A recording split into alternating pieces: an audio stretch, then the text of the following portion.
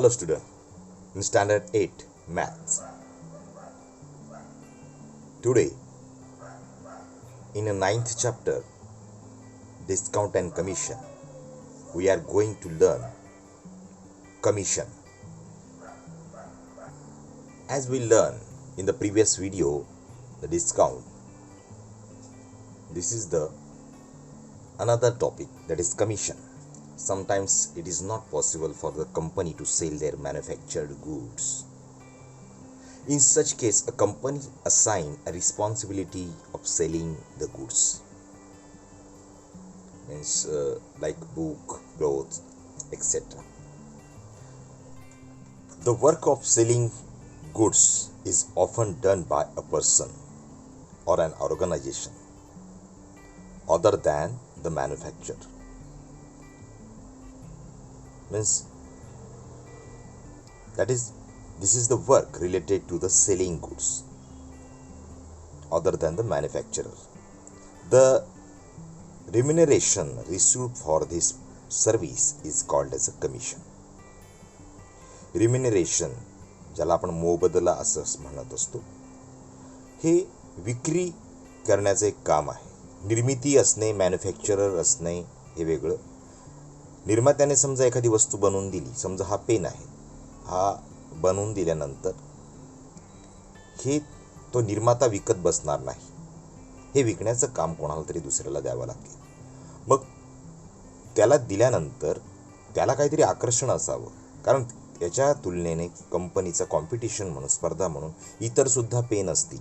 मग त्या पेन्सना अधिक टक्कर देण्यासाठी, त्यांच्या स्पर्धेत उतरण्यासाठी या विक्रेत्यांना काहीतरी आकर्षण निर्माण करावं लागतं. म्हणून ते आपला माल जो आहे तो विकत असतात. आणि हे सगळं करण्यासाठी त्यांना एक विशिष्ट प्रकारचा मोबदला दिला जात असतो हे विक्री करताना. आणि तरच ते विक्री होऊ शकतं. म्हणजे छोटासा दुकानदार आहे, त्यानंतर मोठा त्याच्यातला मधला विक्रेता आहे ना, होलसेलर विक्रेता असेल, तर या लोकांना एक कमिशन म्हणून एखाद्या वस्तूवर त्या किमतीच्या आतच अशी काही किंमत दिली जात असते की ज्याच्यानं त्यांना अधिक फायदा होऊ शकतो. मग ते जास्त विक्री करू शकतात. आणि हे काम करणारा जो व्यक्ती असतो त्याला कमिशन एजंट असं म्हणतो. The person who bring buyer and the seller in a contact with each other is known as a mediator or an agent or commission agent. आणि त्यांचं सगळं काम जे आहे ते पर्सेंटेजवर असतं. त्याला आपण मराठीमध्ये दलाल असं म्हणत असतो. ॲक्च्युली शेतमाल असेल, अन्न पदार्थ जो आहे तो विक्री करणाऱ्या व्यक्तीला अडत, त्याचं जे मिळतं त्याला अडत म्हणतात कमिशनला तिथे शब्द. आणि ते काम करणाऱ्याला अडत्या असं म्हणत असतं. आणि दलाल जो आहे, आपण घर भाडं किंवा घर विकून देणे या दोन कामं करण्यासाठी, भाडेकरू मिळवून देणे हे कामं करण्यासाठी जे व्यक्ती काम करत असतात त्यांना आपण कमिशन एजंट असं म्हणत असतो. त्या कमिशन एजंटला त्याला आपण त्या दरम्यान हा बायर करून पण आपण तो कमिशन घेऊ शकतो आणि सेलरकडून पण तो कमिशन घेऊ शकतो, अशी त्याला व्यवस्था असते. मग अशा अनेक वस्तू आहेत अवतीभोवती आपल्याला. पुस्तक असतील, कपडे असतील, सोप असतील किंवा काही दैनंदिन सौंदर्य प्रसाधने असतील.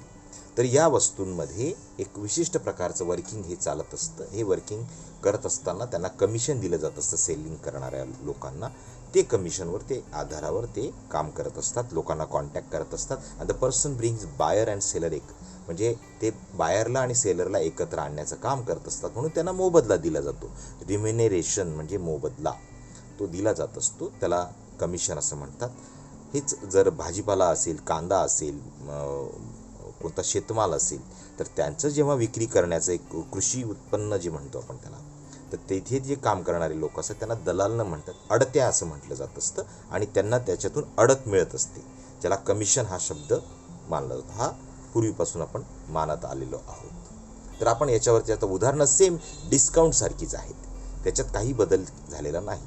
फक्त मात्र ती जे पर्सेंटेजमध्ये दिलं जात असतं तेच आपल्याला आता उदाहरणांमध्ये पाहायचं आहे. Shripati sold a land for 2,50,000 to Mr. Sadashiv through a broker broker आपण ज्याला आपण दलाल असं म्हणत असतो, ज्याला कमिशन एजंट असा शब्द वापरत असतो, तो ब्रोकर शब्द तो म्हणजे तोच.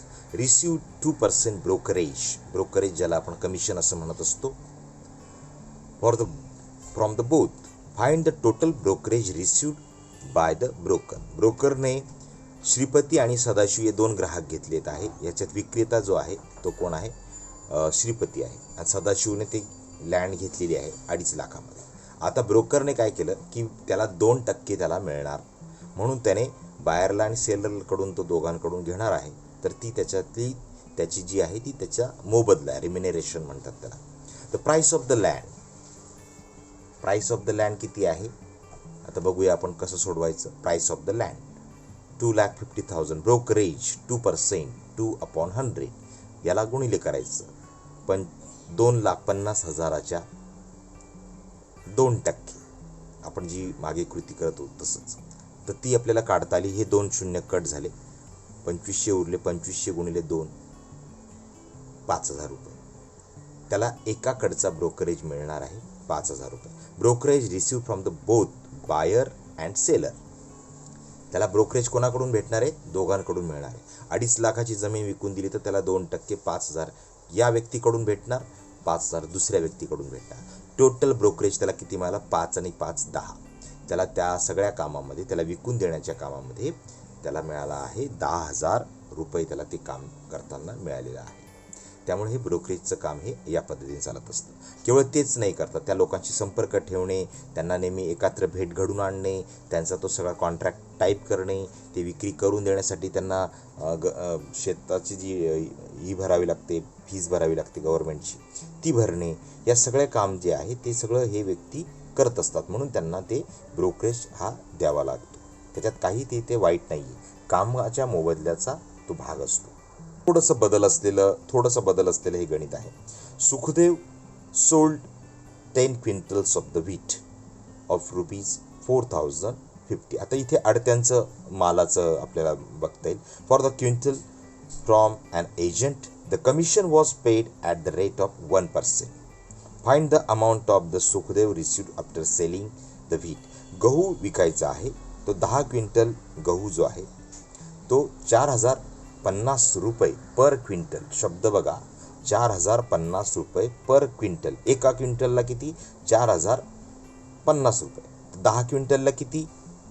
साहजिकच आहे की ते त्याची 10 पट होणार, म्हणून बघा गणित सोडवताना त्यांनी दिलेलं आहे selling price of the wheat. Total विक्री काय? 10 क्विंटलला 4,000. घाई करायची नाही, नाहीतर हेच किंमत आपण धरून 10 क्विंटल गहू 4,050ला कसं येणार? कॉमन सेन्सचे गणित आहे. आपण नाहीतर ही किंमत फायनल ठरवून घेणार तुम्ही, तर ती येणार 40,500 रुपये. The commission rate 1%. That is commission 40,500ला 1%, 1/100. हे 2 शून्य गेले. 405 गुणिले 1 म्हणजे 405 रुपये त्याला कमिशन मिळणार आहे. हे जर धान्य विकून दिलं तर. The amount receive by the selling wheat. आता ती सगळी अमाऊंट 40,000 आहे गहू विकल्यानंतर. सुखदेवला गहू विकला आणि त्याच्यातले 405 रुपये कट करून ते देणार. 405 रुपये कट केल्यावर त्याला 40,095 रुपये हाताशी मिळणार आहे. तर हे असे कॉमन सेन्सवरचे गणित आहे. ते टक्केचं जर ज्यांना येत असेल पटकन असं गुणाकार करून, तर त्यांना ही गणित सहज समजून जातील की त्याला इतक्या टक्क्यानं इतके रुपये कट करून त्याला मिळणार आहेत. आणि त्याचा एकच, कारण शेतकऱ्याचा स्वतःचा माल आहे, त्यामुळे डबल इथे गेला नाही, दरवेळेस डबल नाही देणार. ते घर आणि याचं असेल, त्याचं वस्तू एक शेतकरी आहे आणि एक जो आहे विक्रेता आहे, मग त्याच्यामध्ये तो फक्त एकाचकडून तो घेत असतो, जो विकून देण्यासाठी 405 रुपये त्याने घेतले. After selling the wheat Sukhdev receive 40,095 rupees.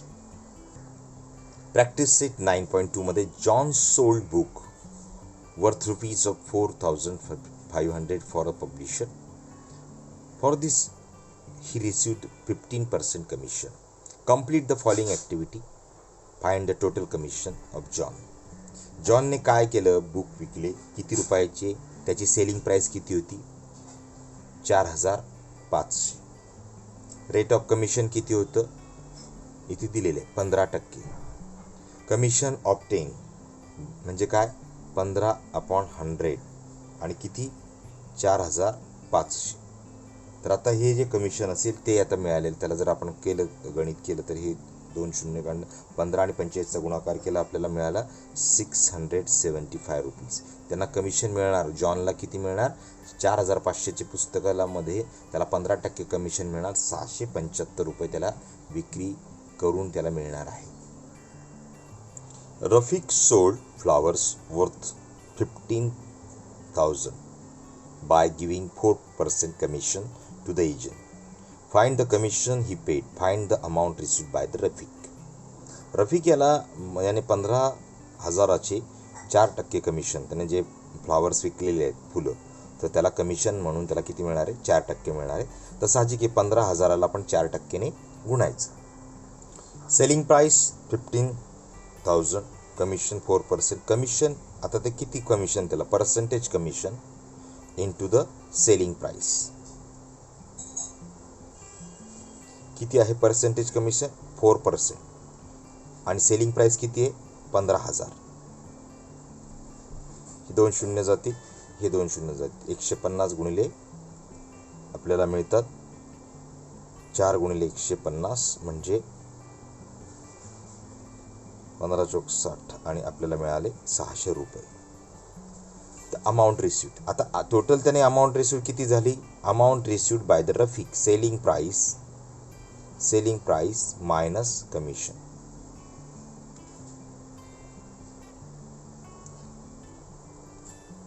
Selling price किती होती? 15,000 मधून कमिशन किती गेले? 600. आता किती राहिले? 14,400. Commission paid by the Rafiq is 600 आणि ती जी त्याने the amount receive by the Rafiq. तर ह्या 2 उत्तरांना आपल्याला काय करायला लागेल? चौकटी करायच्या आणि मग आपल्याला ते उत्तर जे आहे ते प्रेझेंट करायचं आणि शब्दामध्ये लिहून दाखवायचं. तर अशा पद्धतीने ते उदाहरणं सोडवायची. गणित समजून घ्यायचं की आपल्याला नेमकं याच्यात काय म्हटलेलं आहे, काय सांगताय, आणि मग त्याप्रमाणे हे गणित करून बघायचं. Next topic, rebate. रिबेट हा दुसऱ्या अर्थाने याला सूटसुद्धा म्हणतात. जसं डिस्काउंट आहे तसाच हा प्रकार असतो. याला वटावसुद्धा म्हणतात मराठीमध्ये. की थोडंसं डिस्काउंटमध्ये म्हणजे काही जे टॅक्सेस असतात ते रिफंड केले जात असतात. त्या माध्यमाने तुम्हाला आणखी डिस्काउंट हा दिला जात असतो, परत केलं जात असतं. आता उदाहरणार्थ खादी ग्रामोद्योगचं त्यांनी उदाहरण दिलेलं आहे की खादी ग्रामोद्योगमध्ये मोठमोठ्या लेवलवर हँडलूम शॉप्सला एक सेलिंग लावलेलं असतं. त्याला बचत गट असतात ते, आणि त्यांना अधिकचा डिस्काउंट ते स्वतःकडे न ठेवता त्यामधून थोडासा परतावा ते ग्राहकांना देत असतात. That is attract to discount on a special occasion ते ठेवत असतात. समजा उदाहरणार्थ गांधी जयंती असेल तर त्यावेळेस खादी जो माल असतो, खादीच्या गुड्स असतात, कापड असतं वगैरे, त्याच्यावर आणखी जास्त डिस्काउंट ठेवला जात असतो. Promoting for the khadi. At such time amount of discount is compensated by government. मग गव्हर्नमेंट जो आहे तो काय करतं, ते त्याच्यातला जो डिस्काउंट मिळतो त्याच्यात कॉम्पेन्सेट करतं. कॉम्पेन्सेट करणे म्हणजे काय, ते थोडंसं वटाव जे आहे, जो आलेला डिस्काउंट तो थोडासा त्यांना परत ग्राहकांना रिटर्न आणखी देत असतं. स्वतःचा डिस्काउंट सूट देऊन त्यांना आणखी जादाची सूट देत असतं. And this monetary compensation is called as a rebate. Hence the rebate is also type of the discount. मला दुसऱ्या भाषेत सांगायचं आहे की जो GST टॅक्स जे काही असेल ती टॅक्सवर तो तिकडे कमी करतात, आणि तो कमी केल्यामुळे ग्राहकांना त्याचा अधिभार न बसता आपोआपच त्यांना त्याच्यातला डिस्काउंट हा मिळत असतो. असा तो प्रकार आहे. म्हणून त्यावर काय केलं जातं, समजा यांनी 10% डिस्काउंट सांगितल्यानंतर आणखी 5% गव्हर्नमेंटकडून काय होत असतं, मिळत असतो. म्हणजे एकूण एक ग्राहकाला मिळाला 15%, त्याच्यातला 5% जो आहे तो रिबेट आहे. तसाच प्रकार त्यांनी उदाहरणांमध्ये दिलेला आहे. Individuals having the income up to certain limit also receive some discount on their payable income tax. जे इन्कम टॅक्स देत असतात ते जास्त जर इन्कम झाल्यानंतर त्यांनी जर जास्त टॅक्स दिला असेल तर त्यांना त्याच्यातला तर टॅक्समधला परतावा गव्हर्नमेंट परत करत असतं. म्हणजे त्याच्यातून त्याला अधिकची सूट मिळत असते. This discount is also known as a rebate. त्यालासुद्धा टॅक्समधल्याला एक रिबेट असं म्हणत असतात. Handloom stores Sudhir purchase following items: bedsheet 375 each, 2 floor mat 525 each on the purchase of received the rebate of the 15%. Find the total rebate how much Sudhir pay to shopkeeper. Cost of 2 bedsheet, 2 बेडशीटची किंमत 375 प्रमाणे 750 रुपये होता. Cost of floor mat, जी दारावरची चटई आपण टाकत असतो खाली ग्राउंडला, ती बघा, ते 2 घेतल्या तर त्या 525 प्रमाणे त्या 1050 रुपये झाले. त्याची टोटल कॉस्ट घेतली 750 अधिक 1050, ती मिळाली 1800. 1800मधून आपण काय केलं की त्याला रिबेट सांगितला, 15% रिबेट, म्हणजे हा डिस्काउंटचाच प्रकार आहे. हा जो एक प्रकार आपण जसं कमिशनचे गणित केले त्याच प्रकारे करायचे की 1800 रुपयाच्या टोटल अमाऊंट त्याला 15% काय दिलं, एकूण सूट दिलेली आहे रिबेट, तर ती मिळाली त्याला 270. ते 1800मधून 270 वजा गेले, त्याला 1530, म्हणजे बघा 270 आणखी मिळालेला फायदा. त्यांना आधीच ऑलरेडी त्यांना 375ची ही डिस्काउंट करून असलेली किंमत, त्या डिस्काउंटवर आणखी त्यांनी परत दिलेला आहे. तो टोटल म्हणून म्हटला तर तो 15, मी जसं म्हटलं की आधी 10% नंतर 5 असा एकूण 15, मग त्याला तो पावती देताना 1530 रुपये या पद्धतीने. उमाताईचं एक उदाहरण बघूया आपण. Purchase the following items from the khadi भांडार. 3 sarees for 560 rupees each. 6 bottle of honey 90 rupees each. On the purchase of she received a rebate of 12%. How much total amount did Umatai पे? आता सेम तसंच गणित आहे. उमाताईने 3 साड्या घेतल्या, 560 रुपये प्रत्येकी किंमत आहे, म्हणजे 560ने 3ला गुणावं लागेल. 90च्या 2 बॉटल किती घेतल्या, 6 बॉटल्स घेतल्या, तर त्या 90 रुपीचे 1 आहे, तर 6 किती होतात ते आपण काढूया. हे बघा, cost of sarees 3 × 560 1680. Cost of 6 bottles 6 × 90 540 2220 total मिळाली. त्याला आता 12% रिबेट. 12% रिबेटमध्ये आता बघा या पद्धतीने आपल्याला मिळालेला 266 रुपये 40 पैसे. हे जर 2 केलं त्याचा गुणाकार येतो. टोटल अमाऊंट 2220 रुपये ह्या एकूण रकमेतून आपण वजा करायची आणि ती त्याला मिळालेल्या 1953 रुपये जे आहेत ते काय झालेले आहे, उमाताईला मिळालेला एकूण लागलेला खर्च आहे, आणि तो रिबेट वजा करू. रिबेट हा डिस्काउंटचाच एक प्रकार असतो. यातलं पण उदाहरण बघूया. Use the information, fill the box. Deepanjali purchase house 7,50,000 from the Shrimati Leelaben through the agent. Agent has charge 2% brokerage from the both of them. त्याने 7,50,000चं एक घर घेतलं. दीपांजलीने किती पेड केले तर बघूया. दीपांजलीला परचेज केल्यामुळे तिला तो ब्रोकरेज द्यावा लागणार, तर तो ब्रोकरेज 2% आपल्याला आहे, तर तो 7,50,000चं त्याला 2%, तर आपल्याला तिला द्यावा लागतो आहे 15,000 रुपये ब्रोकरेज. आता लीलाबेनला जो ती पण 15,000 पेड करणार, कारण तेवढ्याच किमतीवर त्याचं होणार. लीलाबेनला दोघांना मिळालेलं आहे, द्यावा लागतो आहे ब्रोकरेज. टोटल ब्रोकरेज किती झाला, तर त्याला एजंटने किती रिसिव्ह केला, 15 अधिक 15 30,000. Total cost of the house paid. दीपांजलीने घेतलं म्हणून तिला जास्तचा अधिभार, आणि हिला पैसे भेटणार होते त्याच्यातले कमी झाले, 15,000 कमी. एकात वाढवतो एकात कमी होतो. जो घेतो त्या पद्धतीने जे ठरवताना तशा किमती प्रॉपर अशा भरता आल्या पाहिजेत. अशा पद्धतीने तुम्ही तयारी करायची आहे परीक्षेच्या दृष्टीने. तर ही उदाहरणं आणि हे चॅप्टर इथं झालेलं आहे. त्यानंतर तुम्ही मिसेलेनियसचा सुद्धा सराव करायचा आहे. त्याच्यामध्ये तुम्हाला संपूर्ण पहिल्या भागाचा उदाहरणांचा तुम्हाला समावेश याच्यात असणार. सगळे चॅप्टर्स जे आहेत आपल्याला झालेले आहेत, म्हणजे आपण निदान पहिल्या सत्रापर्यंतचा संपूर्ण अभ्यास हा आता पूर्ण केलेला आहे. तरी सर्व विद्यार्थ्यांनी काय करा, नीट त्याची तयारी करायची आहे. धन्यवाद.